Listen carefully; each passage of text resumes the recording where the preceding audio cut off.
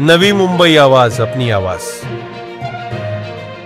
मंत्री आहे आणि तुम्ही अशा पद्धतीने बोलत असेल, नाव राधाकृष्ण ठेवायचं आणि कृत्य मात्र कंसाची करत असेल, तर हे कंसाची औलाद हाकलून काढा त्या पार्टीतून। तुम्ही तुमच्या मुख्यमंत्र्याला शेऱ्याला लागले का?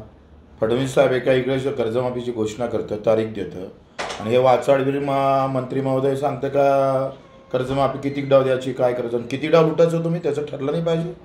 अरे शुक्र माना लोक तुम्हाला मारत नाही। मी तर म्हणतो जो राधाकृष्ण विखे पाटलाची गाडी फोडून ना त्याला 1 लाखाचं बक्षीस मालायको, मी तर फोडणारच भेटला तर। पण हे नालायकी थांबवा, आम्ही सहन करणार नाही। 11,000 रुपये क्विंटलच्या भावाची शिफारस केली राज्य सरकारनं कापसाची, आणि मोदी सरकारनं जाहीर केले 8,000 रुपये। लाज वाटते? सोयाबीन 2,000 विकावं लागतं, तुम्ही कापूस आयात केला। धानाले भाव नाही, कापसाले भाव नाही, तुरीले भाव नाही, केळीले भाव नाही, संत्राले भाव नाही।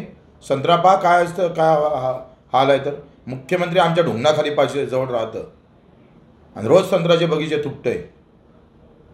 एक साधी व्हिजिट, एखादा शब्द मुख्यमंत्र्याच्या तोंडातून काहीच नाही। कापूसवाला मेला, कांदावाला मेला, द्राक्षवाला मेला। कोण आहे जिवंत व्यवस्थित सांगा आम्हाला? मग तुम्हीच इकडे नालायकी करायचे ना, तुम्हीच खिपलं काढायचे। आम्ही सहन करणार नाही। आम्ही तर म्हणतो शेतकऱ्यांना सहन केला नाही पाहिजे। सडेतोड उत्तर द्या, काय होऊन गुन्हे दाखल होऊन ते पाहून घेऊ। नवी मुंबई आवाज, अपनी आवाज।